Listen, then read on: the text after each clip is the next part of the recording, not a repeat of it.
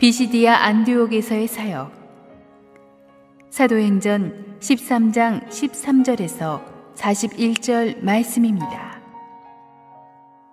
바울과 및 동행하는 사람들이 바보에서 배 타고 밤빌리아에 있는 버가에 이르니 요한은 그들에게서 떠나 예루살렘으로 돌아가고, 그들은 버가에서 더 나아가 비시디아 안디옥에 이르러 안식일에 회당에 들어가 앉으니라.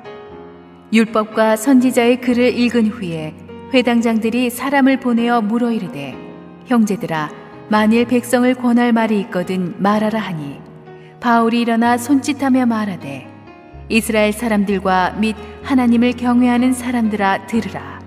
이 이스라엘 백성의 하나님이 우리 조상들을 택하시고 애굽 땅에서 나그네 된 그 백성을 높여 큰 권능으로 인도하여 내사 광야에서 약 40년간 그들의 소행을 참으시고 가나안 땅 7 족속을 멸하사 그 땅을 기업으로 주시기까지 약 450년간이라. 그 후에 선지자 사무엘 때까지 사사를 주셨더니, 그 후에 그들이 왕을 구하거늘 하나님이 베냐민 지파 사람 기스의 아들 사울을 40년간 주셨다가 패하시고 다윗을 왕으로 세우시고 증언하여 이르시되, 내가 이새의 아들 다윗을 만나니 내 마음에 맞는 사람이라. 내 뜻을 다 이루리라 하시더니, 하나님이 약속하신 대로 이 사람의 후손에서 이스라엘을 위하여 구주를 세우셨으니 곧 예수라. 그가 오시기에 앞서 요한이 먼저 회개의 세례를 이스라엘 모든 백성에게 전파하니라. 요한이 그 달려갈 길을 마칠 때에 말하되, 너희가 나를 누구로 생각하느냐? 나는 그리스도가 아니라 내 뒤에 오시는 이가 있으니 나는 그 발에 신발끈을 풀기도 감당하지 못하리라 하였으니, 형제들아, 아브라함의 후손과 너희 중 하나님을 경외하는 사람들아, 이 구원의 말씀을 우리에게 보내셨거늘 예루살렘에 사는 자들과 그들 관리들이 예수와 및 안식일마다 외우는 바 선지자들의 말을 알지 못하므로 예수를 정죄하여 선지자들의 말을 응하게 하였도다.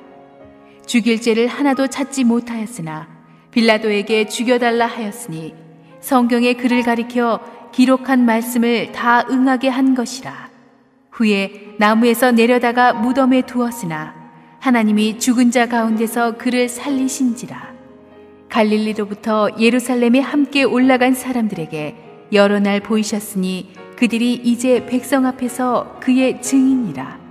우리도 조상들에게 주신 약속을 너희에게 전파하노니 곧 하나님이 예수를 일으키사 우리 자녀들에게 이 약속을 이루게 하셨다 함이라. 시편 2째 편에 기록한 바와 같이 너는 내 아들이라.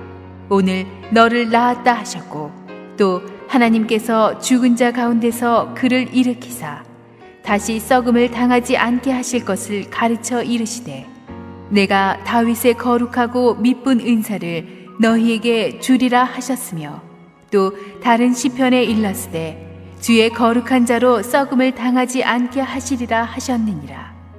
다윗은 당시에 하나님의 뜻을 따라 섬기다가 잠들어 그 조상들과 함께 묻혀 썩음을 당하였으되, 하나님께서 살리신 이는 썩음을 당하지 아니하였나니, 그러므로 형제들아, 너희가 알 것은 이 사람을 힘입어 죄 사함을 너희에게 전하는 이것이며, 또 모세의 율법으로 너희가 의롭다 하심을 얻지 못하던 모든 일에도 이 사람을 힘입어 믿는 자마다 의롭다 하심을 얻는 이것이라.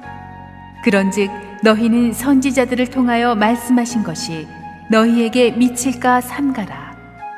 일렀으되, 보라, 멸시하는 사람들아, 너희는 놀라고 멸망하라. 내가 너희 때를 당하여 한 일을 행할 것이니 사람이 너희에게 일러줄지라도 도무지 믿지 못할 일이라 하였느니라 하니라. 오늘 아침에도 또 하나님께서 주실 큰 은혜를 사모합니다. 우리 함께 기도하시고 하나님 말씀 듣겠습니다. 사랑하는 아버지, 은혜를 감사합니다. 저희는 부족하고 연약합니다. 오늘도 이 부족한 종을 하나님의 은혜의 휘장 뒤에 감추시고 하나님의 음성을 선포하여 주옵소서. 예수님의 이름으로 기도합니다. 아멘. 지난주에 우리는 첫 선교 행선지인 이 구브로에서 이 바울과 바나바가 아주 파워풀한 사역을 한 것을 보았습니다. 그래서 그 귀신의 수장이던 그 바예수를 딱 무릎 꿇게 하고 총독에게 복음을 영접시키는 놀라운 장면을 보았는데 그렇지만 거기 계속 머물러 있으면 안 되죠. 또 복음의 사람이니까 계속해서 이제 성령 충만한 인디아나 존스처럼 다음 행선지로 이제 쫙 갑니다. 그 다음 행선지에서 그런데 중요한 말씀이 있는데 13절에 보니까 그들을 도와주었던 젊은 그 어시스트 해주던 이 마가 요한이 예루살렘으로 돌아가 버립니다. 이게 굉장히 중요한 사건이 되는데 마가 요한이 왜 여기서 예루살렘으로 돌아갔을까 하는 데 대해서 학자들의 그 추측이 굉장히 많습니다. 여기서 약간 이 사도 바울의 전도 여행 코스를 우리가 좀 살펴볼 필요가 있습니다. 이 제일 처음에 이 안디옥, 오른쪽에 있는 안디옥이 두 개가 있어요. 오른쪽에 있는 안디옥이 그 헤드쿼터였죠. 거기서 배를 타고 이 구브로라는 섬에 와서 지난주에 살림이와 바보에서 이렇게 전도 사역을 하고 다시 배를 타고 북서쪽으로 올라가서 이 버가로 들어간 거예요. 저 왼쪽 밑에 버가 보이시죠? 그 버가에서 이 밤빌리아 지역을 거쳐서 비시디 안디옥으로 가는데 거리가 직선거리로도 한 180km 정도 됩니다. 그런데 직선거리로만도 180km인데 여기가 험산줄령이에요. 이 비시디 안티옥이 그 해발 1100m의 고원지대에 위치한 도시거든요. 험산줄령인데다가 야만인 산적들이 굉장히 많이 출몰하는 곳입니다. 목숨을 장담하지 못하는 험한 길이에요. 그래서 많은 학자들이 마가가 겁나가지고 돌아갔다는 설이 있어요. 정말 의리 없죠. 그럼 설득해서 같이 돌아가든지 그냥 늙은 아저씨들 남겨두고 자기만 싹 간 거죠. 또 한 가지 이유는 학자들이 추측하는 또 한 가지 이유는 바울이 자기 삼촌 바나바 대신에 선교팀의 리더십을 장악한 것에 대한 불만이 있지 않았나 하는 추측들을 합니다. 이때까지는 쭉 바나바와 사울로 소개되다가 13절부터는 바울과 및 동행하는 사람들, 즉 바울과 바나바로 확 바뀌거든요. 성경에서 사람 이름 나오는 순서 굉장히 중요합니다. 무게의 중심이 제일 앞에 나오는 사람에게 있어요. 그래서 항상 12사도 얘기할 때는 베드로, 요한, 야고보 이렇게 나오잖아요. 그래서 굉장히 중요해요. 갑자기 이젠 바울이 팀의 구심점이 됩니다. 설교와 리더십의 은사가 있는 바울이 앞에 서게 되고 이때까지 바울의 선배였지만 사람을 세우고 격려하는 쪽에 은사가 더 있는 바나바는 이 세컨드 바이올린으로 제2 바이올린으로 내려서면서 뒤쪽에서 돕는 자가 되는 것입니다. 삼촌 바나바가 훨씬 선배인데 이 바울에게 밀려서 제2 팀장으로 넘버 2로 밀리는 것 같은 상황에서 아직 성숙하지 못한 마가가 품은 불만이 컸을 것이다 라고 성경학자들은 추측합니다. 험해서 두려워서 돌아갔거나 아니면 그 인간관계 알력 때문에 돌아갔거나 이유야 어찌됐든 이것을 그 바울은 굉장히 오래 기억합니다. 바울이 은근히 뒤끝이 있거든요. 그냥 두고두고 기억합니다. 왜냐하면은 안 그래도 험산줄령이 힘들고 이렇게 산적들이 출몰하는데 젊은 사람 한 명이라도 있으면 도움이 될 텐데 이 녀석이 도망가 버린 거예요. 나중에 바나바 이 문제 때문에 바울이 갈라서게 되죠. 이 중간에서 포기하는 동료가 있으면은 정말 힘듭니다. 그렇죠. 마가 요한이 선교 사역 중간에 바울 바나바를 버리고 돌아갔다. 우리가 무슨 일을 하든지 간에 중간에서 포기하고 돌아가면 안 됩니다. 하나님의 일을 하다 보면 중간에 지칠 때가 있습니다. 힘든 장벽에 부딪힐 수가 있습니다. 사람과 사람의 갈등이 생길 수도 있습니다. 억울하게 욕먹을 수도 있습니다. 같이 시작한 나는 그림 제2 바이올린에 있는데 뒤에 들어온 사람은 제1 바이올린의 위치로 올라설 수도 있습니다. 목사님이 왜 저러나? 왜 저 사람이 나보다 빨리 팀장이 되나? 이런 생각할 수도 있어요. 힘든 험산줄령 앞에 무릎 꿇을 수도 있습니다. 그러나 포기하고 넘어지면 안 됩니다. 하나님의 일을 할 때 여러분 사람 보고 시작한 거 아니지 않습니까? 화려한 시작보다는 성실한 끝마무리가 중요합니다. 한번 헌신했으면 주님이 다른 길로 인도하실 때까지 초지일관 하셔야죠. 힘들고 어렵더라도 그 자리를 버티셔야 합니다. 이거 굉장히 중요합니다. 사람들이 알아주지 않고 힘들다고 해서 여러분 도망가면 안 돼요. 제가 아는 그 한 순장님은요, 옛날에 본 순장님인데 순예배 아무도 안 나왔는데 순예배를 드리더라고요. 여러분 그렇게 하서 그런 순장 본 적 있으세요? 한 명이라도 나와야 순예배를 드릴 텐데 아무도 안 나오는데 순예배를 드려요. 어떻게 드렸느냐? 그냥 드린 게 아니고 식구들이 앉는 자리에다 방석을 다 쫙 놨어요. 무섭잖아요. 그 사람이 이렇게 쫙 놓고 출장 간 사람 또 병들어 안 나온 사람 이분들 다 있는데 그냥 하나님께서 그분들 찾아가셔서 축복해 주시고 기름 부어 달라고 딱 기도하면서 자기가 풀로 순예배를 쫙 간 거예요. 제가 그 얘기 듣고 보니까 기가 질리더라고요. 아무도 안 오는데 설교하겠어요? 저 같으면. 아무도 안 오는데 순예배를 드렸다. 자기가 한번 헌신한 일에서 나약해지거나 포기하지 않는 거 굉장히 중요합니다. 여러분 전도도 선교도 사람이 하는 것이거든요. 요한은 젊고 능력이 있었지만 영적으로 준비가 안 된 사람이에요. 그러니까 시간이 지나서 일이 많아지고 상황이 힘들어지면 그만 쓰러지고 도망가고 하는 것입니다. 한참 사역이 힘든데 한 명이라도 도와줘야 되는데 마가가 그냥 갔단 말이에요. 팀 전체가 얼마나 힘들었겠습니까? 저도 이제 40대 이제 후반으로 들어서는 목회자지만 20, 30대 젊은 목회자들 보면 요즘 굉장히 똑똑합니다. 굉장히 재주가 많습니다. 그런데 어려움을 견디는 맷집이 너무 약해요. 너무 쉽게 상처받고 너무 쉽게 좌절하고 너무 쉽게 그만둬 버립니다. 그러나 초대교회를 세웠던 사도 바울과 다른 사도들은 그렇게 나약한 자세로 하나님의 일을 하지 않았습니다. 고린도후서 6장 4절부터 10절까지를 보겠습니다. 시작. 오직 모든 일에 하나님의 일꾼으로 자천하여 많이 견디는 것과 환난과 궁핍과 고난과 매맞음과 갇힘과 난동과 수고로움과 자지 못함과 먹지 못함 가운데서도 깨끗함과 지식과 오래 참음과 자비함과 성령의 감화와 거짓이 없는 사랑과 진리의 말씀과 하나님의 능력으로 의의 무기를 좌우에 가지고 영광과 욕됨으로 그러하였으며 악한 이름과 아름다운 이름으로 그러했느니라. 우리는 속이는 자 같으나 참되고 무명한 자 같으나 유명한 자요 죽은 자 같으나 보라 우리가 살아있고 징계를 받는 자 같으나 죽임을 당하지 아니하고 근심하는 자 같으나 항상 기뻐하고 가난한 자 같으나 많은 사람을 부요하게 하고 아무것도 없는 자 같으나 모든 것을 가진 자로다. 아멘. 사랑하는 여러분 힘들고 어렵고 포기하고 싶을 때마다 사람에게 시험 들고 상황이 힘들어서 하나님의 맡기신 일 중간에서 포기하고 싶을 때마다 이 말씀 붙잡고 버텨내시기를 축원합니다. 끝까지 가야 합니다. 여러분이 주일학교 교사로 헌신했던 사역팀으로 헌신했던 LCS 코치로 헌신했던 순장으로 헌신했던 하나님이 부르신 그 부르심의 자리에서 중간에서 도망가지 말아야 합니다. 전쟁터에서 제일 황당한 것은 동료가 도망가는 것입니다. 그러면 다른 동료들이 어떻게 되겠습니까? 끝까지 버티는 여러분 되기를 축원합니다. 16절부터 41절까지 기록된 것이 이제 사도행전에 나오는 사도 바울의 첫 설교입니다. 유대인의 회당에 들어가서 비시디 안디옥 회당에서 이제 설교한 얘기인데 제가 이 설교를 보면서 받은 첫 번째 느낌은 참 길다. 이거 어떻게 설교하나 그 생각이 딱 왔어. 내가 무슨 생각으로 이렇게 긴 본문을 이번 주일에 잡았을까?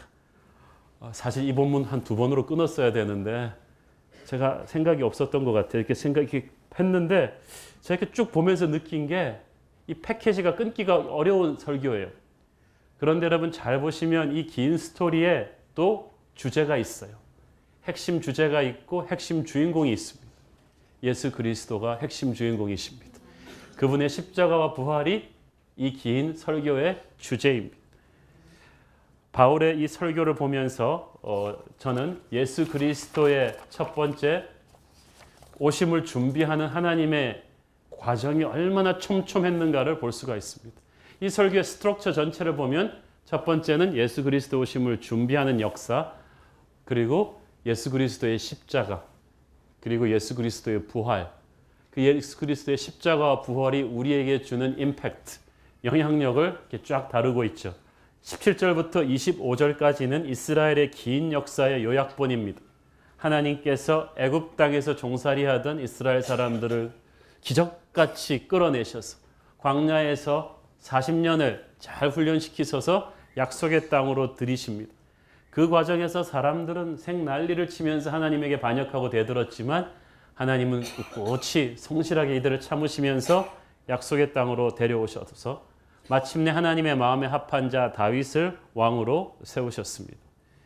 이 다윗은 유대인들이 가장 흠모하는 왕입니다.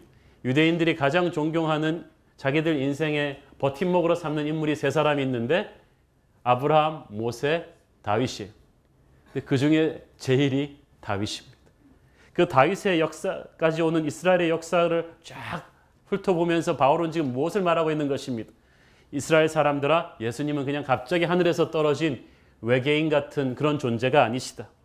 아득한 옛날 너희 조상들의 때부터 하나님께서는 예수님의 오심을 위해서 너희 민족을 준비하신 것이다. 이방 땅에 있는 아브라함을 불러내시고 그리고 종살이 하던 애굽 땅에서 너희들을 불러내시고 광야에서 다듬으셔서 약속의 땅으로 들리셔서 거룩한 민족으로 준비하시고 이 천년 다윗 왕조를 준비하신 이 모든 것은 인류를 구원하실 예수 그리스도가 다윗의 자손에서 날 것이기 때문에 그 과정을 위해서 준비한 겁니다. 여러분, 우리 개개인의 역사도 그렇습니다. 여러분이 그냥 막 살아온 것 같지만 실은 여러분이 태어날 때부터 지금까지 하나님이 여러분을 추적해 왔어요.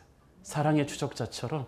그래서 여러분이 언제 어느 대학에 들어가고 누구를 만나서 결혼하고 어떤 실패에 부딪히고 주님이 다 아셨어요. 몇 날 몇 시에 어떻게 예수님을 믿어야 되는 그때까지 여러분을 준비하신 거예요. 인류 역사는요, BC와 AD로 딱 나눠져요. 예수님 오시기 전의 역사와 예수님 오신 뒤의 역사예요. 23절 우리 같이 읽겠습니다. 시작. 하나님이 약속하신 대로 이 사람의 후손에서 이스라엘을 위하여 구주를 세우셨으니 곧 예수라. 하나님이 예수님을 딱 주셨을 때 그때부터 인류 역사가 확 갈린 거예요. 그때까지 사람들은 역사가 자기 중심으로 돌아간다고 생각했어요. 그게 아니었다는 거예요. 모든 인간의 역사가 그 말구유에 태어나신 아기 예수 그리스도의 탄생을 위해서 준비된 거예요. 그리고 모든 역사는 그때부터 시작되는 거예요, 다시. 마찬가지로 우리 인생도 주님이 오시기 전에 BC와 주님 오신 뒤에 AD로 나누게 됩니다. 여러분이 아무리 잘 나갔던 인생이라 해도 예수님을 만나기 전에 인생은 아무 의미가 없는 인생이었습니다. 반대로 아무리 의미 없고 힘든 인생이었다 해도 주님을 만나던 그 순간부터 여러분의 인생에는 꽃이 피고 열매가 맺히는 축복의 인생, 비전의 인생이 된 줄로 믿습니다. 이 예수님이 오시는 길을 마지막으로 준비한 사람이 세례 요한이에요. 24절부터 25절까지 세례 요한 이야기가 나오죠. 세례 요한은 구약에 나오는 모든 선지자들의 마지막 인물이에요. 세례 요한으로 구약 시대는 끝나는 거예요. 그 선지자들의 짭이 무엇이었습니까? 그 수많은 예언들을 통해서 예수님이 우리에게 오실 수 있는 길을 준비한 것입니다. 여러분, 우리가 군대가 행진할 때도 먼저 가서 길을 까는 사람들이 있죠. 대통령이 올 때도 그냥 오지 않잖아요. 먼저 청와대 백악관 수행팀이 와서 왕이 밟을 동선을 쫙 예비를 하고 옵니다. 마찬가지로 왕의 왕이신 예수님의 복음이 오기 전까지 구약 성경에 나왔던 모든 예언자들을 통해서 하나님께서 메시지를 던지시면서 우리 영혼의 highway in my heart, 우리 영혼의 마음의 길을 준비를 시키셨어요. 회개를 시키심. 요한이 준 회개의 세례가 그거잖아요. 주님을 맞이하기 위해서 회개를 하라는 거예요. 열등감을 채우고 교만을 부수고 하면서 우리 안으로 하나님의 길이 들어올 수 있도록 준비하는 것입니다. 그래서 여러분, 구약 성경을 잘 읽으면 신약 성경을 훨씬 더 잘 이해할 수가 있습니다. 어떤 분은 구약 공포증이 있습니다. 예수 믿었고 나서 요한복음만 보는 거예요. 어려워서. 조금 발전하면 좀 복음서로 가보고 막 그러는데 여러분, 구약을 읽으셔야 돼요. 가장 어려운 구약일수록 그걸 읽고 나면은 예수님을 잘 이해할 수가 있어요. 구약을 확실하게 보지 않고 신약만 본다는 것은 이건 워밍업 하지 않고 축구하는 것과 마찬가지입니다. 준비가 없이 하는 것과 마찬가지. 여러분, 같은 뮤지컬을 보더라도 그냥 들어가서 막 보는 거랑 브로셔를 딱 받아서 주연은 누군지, 스토리는 뭔지, 어느 나라에서 시작돼서 뮤지컬인지, 오늘의 무대 전개는 어떻게 될 것인지 읽고 보는 거랑 확 다르지 않겠어요? 마찬가지로 그냥 복음만 들어도 좋지만은 그 전에 하나님께서 얼마나 많은 선지자들을 통해서 준비를 시키셨는지를 알면 확 달라져요. 그래서 여러분 구약에서 신약까지 뚫어야 되는 거예요. 이방인들보다 그래서 유대인들이 예수 믿으면 훨씬 보는 게 다르겠죠. 예수님은 우리에게 선포되는 구원의 말씀이셨습니다. 26절 보겠습니다. 시작. 형제들아 아브라함의 후손과 너희 중 하나님을 경외하는 사람들아 이 구원의 말씀을 우리에게 보내셨거늘. 여기서 하나님을 경외하는 사람들을 영어 성경에 보면은 God-fearing Gentiles, 이방인들이 유대교를 믿은 사람들이에요. 그러니까 너희들 아브라함 때부터 이때까지 오는 구약의 성경을 너무나 잘 아는 너희들아 이 구원의 말씀은 율법과 상반된 말씀이 아니라 이 율법의 완성이다. 이것이 바로 활용점정, 이것이 결론이다. 이것이 클라이맥스다. 그러니까 구약의 하나님과 신약의 하나님이 딴 하나님이 아니라는 거예요. 구약의 하나님은 믿음이 어릴 때 우리를 율법으로 다루셨고 믿음이 준비가 된 우리에게는 이제 은혜의 시대가 열린 것이다. 그래서 창세기부터 계시록까지 쫙 연결되는 그 하나님의 은혜의 강물에 너희는 마음을 활짝 열으라는 것입니다. 여러분 창세기부터 계시록까지 1년에 한 번은 꼭 읽으세요. 보이는 게 달라요. 이 예수님의 인생의 클라이맥스는 십자가였습니다. 27절 같이 읽겠습니다. 시작. 예루살렘에 사는 자들과 그들 관리들이 예수와 및 안식일마다 외우는 바 선지자들의 말을 알지 못함으로 예수를 정죄하여 선지자들의 말을 응하게 하였도다. 예수님의 인생의 클라이맥스는 십자가입니다. 모든 사람은 다 살려고 세상에 태어났습니다. 그러나 우리 주님만 죽으려고 세상에 태어나셨습니다. 모든 사람들은 다 살려고 살았습니다. 주님의 인생은 죽으려고 살았습니다. 하루하루가 십자가에 가까이 가는 삶이었습니다. 여러분은 여러분의 인생의 최고의 피날레가 십자가 죽음이라는데 얼마나 기대감을 가지고 인생을 살 수 있겠습니까? 그러나 주님의 인생은 평생 십자가의 그림자를 바라보며 살아가는 것이었습니다. 그것만이 우리 인간의 죄 문제를 해결할 수 있는 유일한 방법이었기 때문입니다. 이 십자가는 남의 얘기가 아닙니다. 여기 보니까 예루살렘에 사는 자들이 십자가에 주님을 못 박았다고 했는데 실은 그게 아니죠. 저와 여러분이 우리의 죄가 우리의 어두운 눈이 주님을 십자가에 못 박은 것입니다. 십자가는 오늘도 우리에게 말을 합니다. 말을 하지 않으면서 말을 합니다. 우리의 죄가 얼마나 크고 무서운 것인가를. 그래서 그 죄값을 치르기 위해서는 하나님의 아들이 죽지 않으면 안 될 정도로 그 죄값이 컸다는 것을 우리에게 말없이 십자가는 이야기하고 있는 것입니다. 그분의 죽으심만으로 우리는 살아갈 수 있었다는 것을. 그래서 십자가에 나오는 사람은 어떤 죽음과 같은 저주에서도 구원받는다는 것을 십자가는 우리에게 말하고 있는 것입니다. 십자가 신앙이란 바로 그 십자가의 보혈이 바로 나를 위한 것임을 깨닫는 것입니다. 2000년 전 그 장소에 내가 바로 가 있는 것입니다. 나를 위해 주님이 돌아가셨다는 그 사실을, 그 보혈에서 떨어지는 그 은혜의 장막 속으로 내가 들어가는 것입니다. 그 사랑의 넓이와 깊이와 높이를 내가 느끼는 그 순간 나는 주님 앞에 무릎 꿇고 회개하게 됩니다. 그때 우리는 새로 거듭나게 되죠. 십자가 십자가 같이 해볼까요? 내가 처음 볼 때에 나의 마음의 큰 고통 사라져. 오늘 믿고서 내 눈 밝아 참내 기쁨 영원하도다. 그 십자가를 처음 볼 때 그 만왕의 왕 예수 그리스도의 그 사랑의 피를 우리가 느낄 때 우리는 세상 그 누가 줄 수 없는 구원을 받는 것입니다. 이제 우리는 세상 속에 살지만 결코 죄의 노예로 살지 않습니다. 세상을 다스리는 자보다 더 크신 그분의 능력으로 살아가는 것입니다. 오늘 예수님을 아직도 인생의 구주로 영접하지 않은 분이 있다면 개념의 예수가 아닌 그 십자가의 예수 그리스도 앞에 자신의 죄를 내려놓고 나오기를 축원합니다. 이 주님은 십자가에 머물러 계시지 않고 사흘 만에 부활하셨습니다. 30절부터 37절까지는 예수님의 부활의 스토리죠. 부활은 희망사항이 아닙니다. 전설이 아닙니다. 실제로 일어난 역사적인 사건입니다. 바울은 이 사건에 대한 증명을 주로 유대인들이 가장 존경하는 다윗의 시편을 인용해서 합니다. 1000년 전에 살았던 이 다윗이 하나님의 영으로 예수님의 십자가 부활을 예언했다는 거예요. 그래서 오늘의 본문에는 그 다음부터는 다윗의 시편이 계속 인용되고 있죠. 33절, 34절에 보면은 시편 2편에서 인용된 말씀입니다. 너는 내 아들이라 내가 오늘 너를 낳았도다. 하나님께서 죽은 자 가운데서 그를 다시 일으키사 다시 썩음을 당치 않게 하셨다. 예수님이 오시기 1000년 전에 살았던 다윗이 어떻게 이걸 다 말할 수 있었을까요? 성령께서 가르쳐 주신 것입니다. 너희들이 그토록 존경하는 다윗이 성령의 감동으로 주님의 부활을 미리 선포했다는 것입니다. 다윗은 육체가 썩는 인간에 불과했지만 살아계신 예수 그리스도는 영원히 죽지 아니하시는 부활의 주님이시다.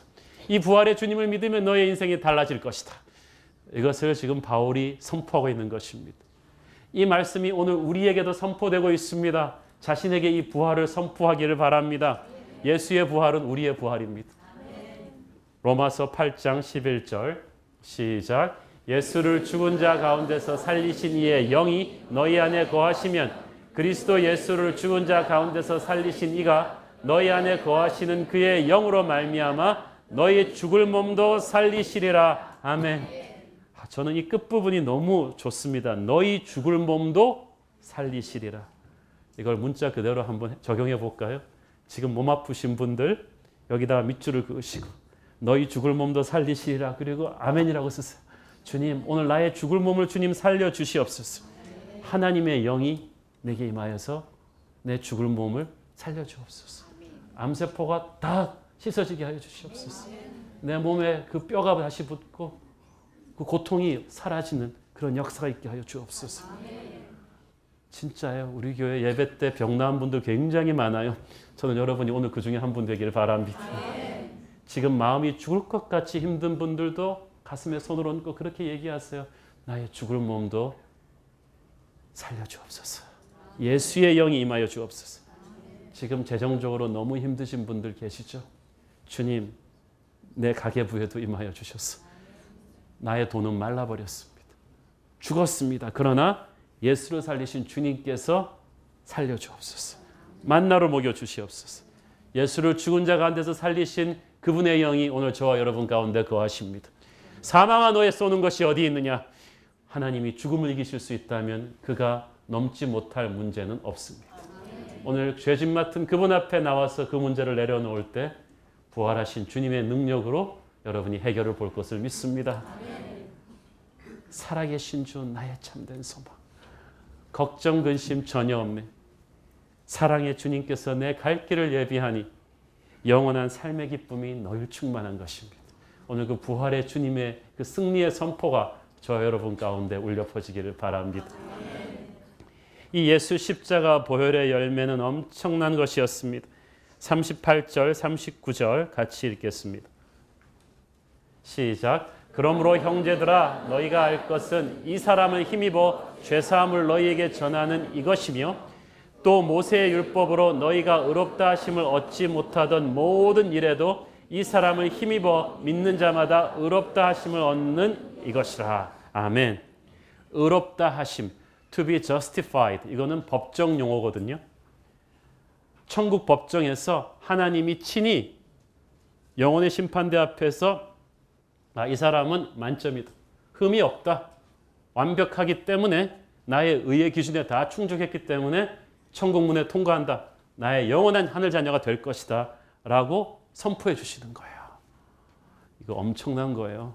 여러분 지금 거리에 쫙 나가보면은 그 강남역에 쫙 걸어다니는 사람들 다 똑같을 것 같죠? 지금은 뭐 비슷한 직업 가지고 비슷한 아파트, 비슷한 차 몰고 다니고 비슷할 것 같죠? 뭐 옆집 또리 아빠나 나나 똑같을 것 같죠? 저 영혼의 심판대 앞에서 하면 천지차이입니다. 하나님께서 거기서 영혼의 심판주 판사로 계시고 검사 사탄이 딱 나옵니다. 검사 하시는 분들 용서하세요.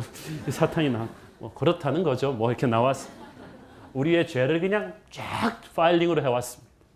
사탄이 준비한 영상 파일, 한웅의 인생. 그래가지고 그냥 다 꽂으면 쫙 다 나와요. 어릴 때부터 제가 그냥 장난치고 골탕 먹이고 이렇게 했던 거 쫙 다 나오는데 이렇게 딱 나오면 내가 겁나지 않겠어요. 특히 정말 부끄러운 죄지었던 부분은 내가 기억이 나는데 그럼 사탄은 쫙 보면서 파일링 포인트가 있을 거 아니에요. 이게 핵심 포인트로 꼼짝없이 나를 묶을. 그런데 결정적인 그 죄의 순간은 갑자기 필름이 쓱 끊기더니 이렇게 나오는 거예요. 갑자기 불량 화면이 막 나오는 거예요. 이상하다면 사탄이 막 난리를 치는데 계속해서 그렇게 넘어가고 다 넘어갔어. 모든 죄의 순간들이 다 허옇게 불량 화면이. 주님께서 변호사석에서 씩 웃으시더니 십자가 보혈의 오른손을 쫙 보여주는 거죠. 다 삭제해버린 거예요. 주님의 십자가 보혈로 싹 다 씻어버렸어요. 하나님께서 한웅은 무죄야. 텅텅 치면 사탄은 방방 뜨면서 어쩔 줄을 모르지만 어떻게 하겠어요. 필름이 삭제된 걸. 그것이 십자가 보혈의 능력입니다. 저와 여러분과 온 인류의 죄의 그 순간들을 그 십자가의 보혈이 깨끗이 삭제해버렸습니다. 그것이 믿음으로 의롭게 되는 것입니다. 율법으로 의롭게 되려면요, 그거 자기가 다 완벽하게 살아야 됩니다. 처음부터 삭제할 것이 없도록 살아야 되는데 누가 그렇게 살 수 있습니까? 그러므로 율법은 우리에게 절망을 알려줄 뿐입니다. 율법으로 하나님의 법정에서 완벽해지겠다는 것은 마치 자기 수영 잘하니까 동네 개울도 건넜으니까 태평양을 건너보겠다는 것 똑같은 것입니다. 아직까지 그거 성공한 사람 못 들어보셨죠? 아무도 율법으로는 하나님 앞에 의롭게 될 수 없습니다. 그래서 십자가 보혈이에요. 의인은 오직 믿음으로 말미암아 살리라. 그 십자가 보혈을 믿는 저와 여러분은 앞으로 영원한 사탄이 도저히 고소하지 못하는 하나님의 나라 백성이 되었음을 믿습니다. 그러나 복음을 거절하는 자에게는 심판이 있다는 거예요. 40절, 41절 이 긴 설교의 끝을 바울은 하박국 1장 5절에 나타난 심판의 경고를 인용하는 것으로 마무리하고 있습니다. 40절, 41절 함께 읽겠습니다. 시작. 그런즉 너희는 선지자들을 통하여 말씀하신 것이 너에게 미칠까 삼가라. 일러스되 보라 멸시하는 사람들아 너희는 놀라고 멸망하라. 내가 너희 때를 당하여 한 일을 행할 것이니 사람이 너희에게 일러줄지라도 도무지 믿지 못할 일이라 하였느니라 하니라. 원래 이 말씀의 컨텍스트는 하박국 선지자가 아무리 말씀을 전해도 회개하지 않는 이스라엘 사람들한테 너희들 회개하지 않으면 바벨론에게 멸망당한다는 것을 경고한 말씀이었습니다.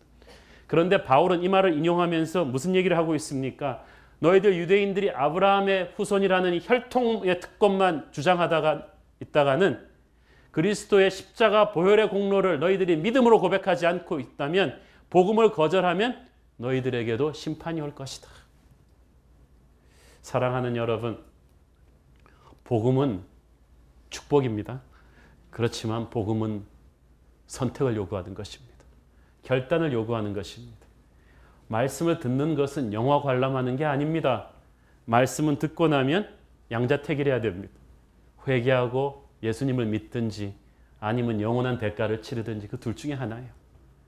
그 선택에 따라서 영혼으로 가느냐 죽음으로 가느냐가 결정이 되는 거예요. 복음을 듣는다는 것은 심각한 사건이에요. 여러분 대학은 한 번 떨어지면 다시 치면 돼요. 직장 시험은 안 되면 다른 데 가서 하면 돼요. 복음은 달라요. 오늘 여러분에게 전도하는 그 사람 거절하면은요 끝날 수도 있어요. 왜냐하면 여러분 내일까지 산다는 보장이 있어요. 그날 삼풍백화점에 들어갔던 수백 명의 서울 강남 사람들이 그날 죽을 결심하고 들어갔을까요? 아무도 그날 죽을 꿈도 꿔보지 않았습니다. 다 건강한 사람들이었어요. 순식간에 끝났어요. 사랑하는 여러분, 우리가 복음을 전할 때 그 정도 절박감을 가지고 해야 합니다. 이번에 우리가 남성 전도 집회 하는데 여러분 주위에 있는 반드시 복음 전해야 될 그 남자분을 여러분 반드시 모셔와야 돼요. 왜냐하면 그 사람이 내일도 산다는 보장 없거든요. 여러분 깨끗한 음식 드시고 식이요법 하시고 매일 운동하시고 나쁜 거 안 드시고 스트레스 안 받고 공기 좋은 데 살면은 오래 사실 것 같으세요? 도움은 되지만 절대 안 그래요. 저는 50대 초반에 제가 이때까지 말한 그거 다 하고 하루아침에 돌아가시는 분 봤어요. 지병도 없었어요. 여자분이 헬스를 해가지고 50대 초반인데 30대 피부를 갖고 있었어. 항상 저한테 갔어요. 목사님 건강을 챙기셔야 돼요. 하루에 2시간씩 운동하시고 깨끗한 데 살고 깨끗하게 드시고 본인은 그냥 하루아침에 퍽 하셨어요. 제가 그때 알았어요. 산다는 것은 하나님의 은혜지 내 야심으로 되는 게 아닙니다. 그리고 살아있는 동안에 하나님을 믿으셔야 되고 하나님의 일을 하며 사셔야 됩니다. 복음은 그만큼 엄중한 결단을 요구하는 것입니다. 이 바울의 메시지의 특징을 한번 보겠습니다. 첫째는 청중과의 지속적인 공감대를 형성을 하죠. 26절을 보십시오. 시작. 형제들아 아브라함의 후손과 너희 중 하나님을 경외하는 사람들아 이 구원의 말씀을 우리에게 보내셨구나. 그러니까 여러분 바울이 청중을 뭐라고 부릅니까? 너희 아브라함의 자손아 하나님을 경외하는 사람들아. 우리가 전도할 때요. 전도 대상을 어떻게 보는가를 중요합니다. 너희 죽어 마땅한 죄인들아 라고 보는 것과 잃어버린 어린 양으로 보는 것과는 어프로치가 하늘과 땅 차이예요. 어떤 목사님은 전도 설교하면서 제가 어릴 때 보니까 그냥 한 90%는 야단치는 거예요. 너희 죽어 마땅한 괘씸한 하나님 가슴에 대못을 박은 이 못된 이런 막 설교를 하시는 거예요. 다 사실이지만 뭐 자기는 전에 안 그랬냔 말이죠. 우리도 다 죄인이었다는 거예요. 그런데 잃어버린 어린 양을 그냥 만나자마자 흠씬 두들겨 패가지고 집으로 데려오는 그런 전도를 해서는 안 된다는 거예요. 바울이 형제라고 부르잖아요. 유대인들이 하나님을 안 믿는 사람들이 아니라 하나님을 믿긴 믿는데 핵심이 빠진 불완전한 믿음을 가지고 있었죠. 찐빵을 집었는데 안에 안고가 없는 걸 집은 거예요. 예수 그리스도가 없는 믿음을 가지니까 바울이 그들을 안타까워서 복음을 제대로 전해준 것 아니겠습니까? 여러분 전도할 때 전도 대상을 향한 그런 애틋한 마음을 가져야 됩니다. 복음의 내용을 타협하라는 게 아닙니다. 진리를 가감없이 전하되 사랑을 가지고 말해야죠. 우리 빌 할버스 목사님은 뭐 여러분도 아시는 굉장히 대형교회 목사님인데도 이분의 패션은 영혼 전도예요. 특히 개인 전도를 많이 합니다. 빌 할버스도 타율이 그래도 한 5할쯤밖에 안 됩니다. 왜냐하면 안 믿는 사람도 있대요. 이 빌 할버스가 10년 넘게 전도한 친구가 있는데 1년에 한 번쯤 만나게 된대요. 먼데 살기 때문에. 안 믿는 거예요. 그렇게 전도하는데. 지금 또 헤어지면 내년에 또 만나야 된대요. 그래서 빌 할버스가 10년째 될 때 너무 속이 상해서 전도에도 안 받으니까 헤어지다가 다시 돌아와서 그 사람 역사를 붙잡고 너 내년에 다시 만날 때까지 죽지 마. 너 절대 예수 안 믿고 죽는 꼴을 나는 보지 못한다. 내가 하나님 앞에 가서 아무개를 내가 10년 동안 알았던 아무개를 천국에 데려오지 못하고 혼자 왔다는 그런 부끄러움을 난 참을 수 없으니까 너 죽으면 죽어 이러면서 막 저는 그 얘기를 듣고 너무 감동받았어요. 저 같으면 뭐 안 믿으면 그만이지 뭐지. 나 바쁜데. 그런데 그렇지 않다는 거예요. 여러분 안 믿는 영혼들을 향한 공감대를 형성하시고 애틋한 마음을 가지기를 바랍니다. 두 번째 바울은 아주 성경에 달통했다는 것입니다. 성경을 잘 알아야 여러분 전도할 수 있어요. 선교할 수 있어요. 이단들이 너무 성경을 삐딱하게 잘 알기 때문에 우리는 제대로 잘 알아야 돼요. 선교지가요. 말씀과 언어와 문화가 다를 뿐이지 똑같거든요. 철저하게 말씀 중심으로 간 선교지는 성공하고 부흥하는데 오히려 그냥 물량 공세로 시작한 선교지는 나중에 잘 안 돼요. 한국 교회, 초대 한국 교회 선교사를 읽어보면 물론 선교사들이 병원도 지어주고 학교도 지어줬지만 한국 교회는 처음부터 철저하게 말씀으로 뿌리내린 교회였습니다. 호레이스 언더우드 선교사가 선교 한국 온 지 한 4, 5년 만에 7명의 학생을 데리고 성경 공부 시작했는데 그게 그 다음 해에는 모든 선교사들이 하게끔 막 번져버렸어요. 그래서 이 한국 교회가 복음이 들어온 지 한 25년 만에, 그러니까 한 1910년도에 통계를 내보니까 장로교회에만 800개 성경 공부반이 있었고 거기에 등록된 사람, 성경 공부반을 이수한 사람들이 5만 명인데 그 당시 조선의 세례교인의 2배 숫자예요. 그러니까 그 당시는요, 세례받기 너무 힘들었어요.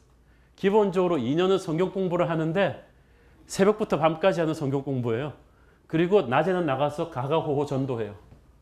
그래서 이미 세례받기 전에 전도를 해서 한 명이라도 영접시키지 않으면 세례를 안 줘요.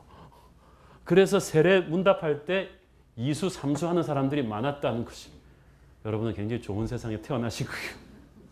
이 성경을 배울 때 선교사님들이 한 번에 마가복음, 요한복음을 하나씩 떼주는데 한 2주 걸리는데 새벽부터 밤까지 장대현 교회 같은 데는 이만한데 다 마룻바닥이에요. 여기에 뭐 여러분은 지금 막 한 30분에서 한 1시간으로만 설교가 길어도 막 용을 트시겠지. 하루 종일 앉아서 듣는 거예요.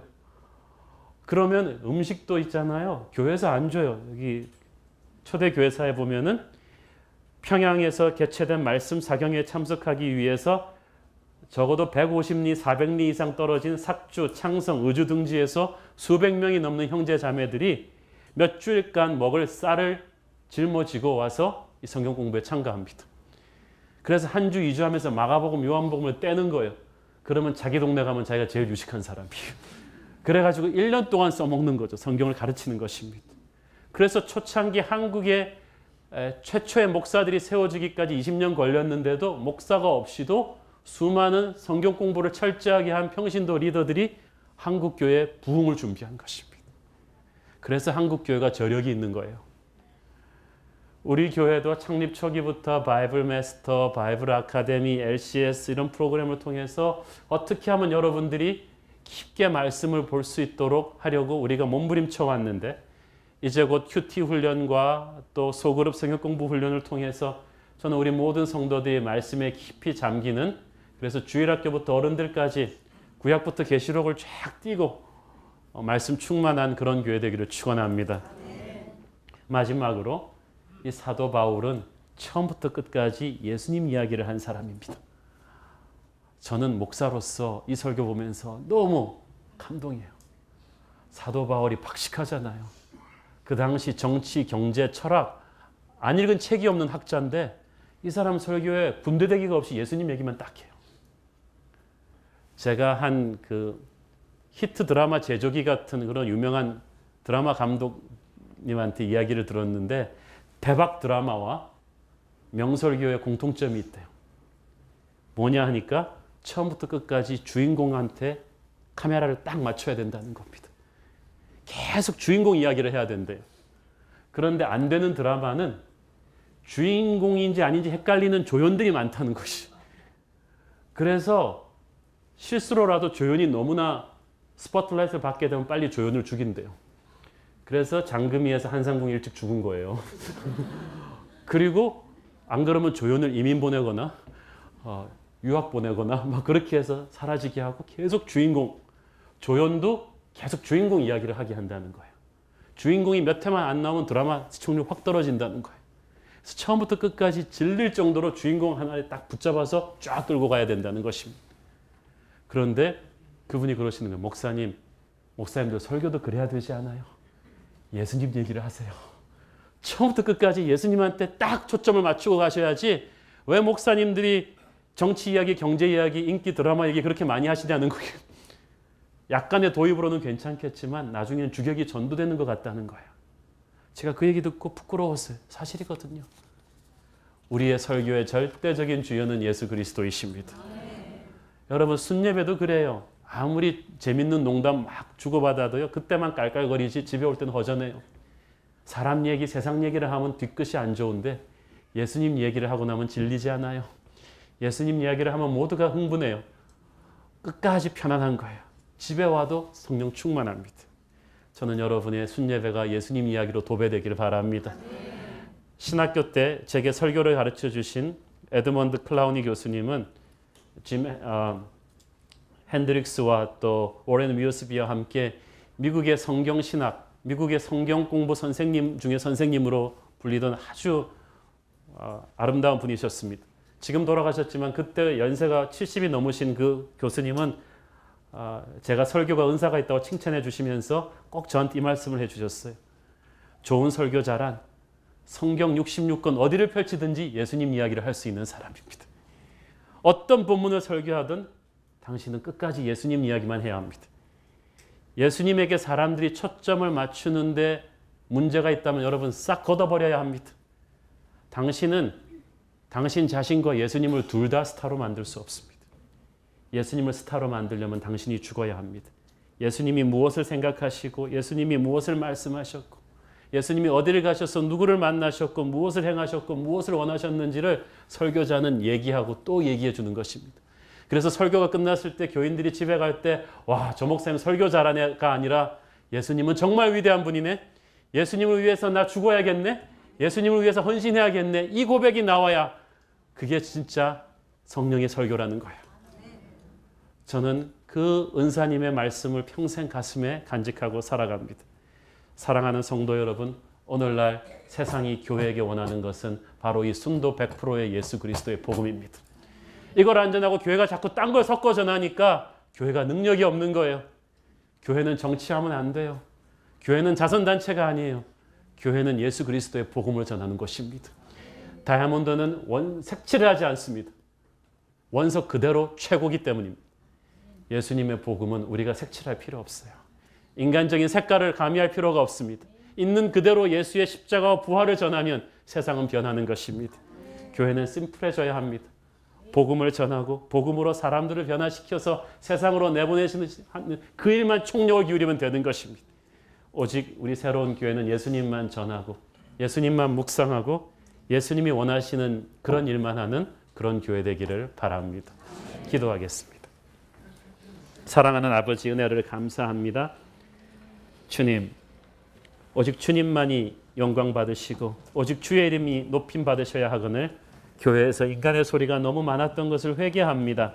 주님, 부족한 종을 주님의 은혜의 휘장 뒤에 감추시고 오직 주의 이름만이 아름답게 선포되는 그런 예배, 그런 순예배, 그런 주일학교, 그런 새로운 교회 목장 되게 하여 주옵소서. 예수님의 이름으로 기도합니다. 아멘.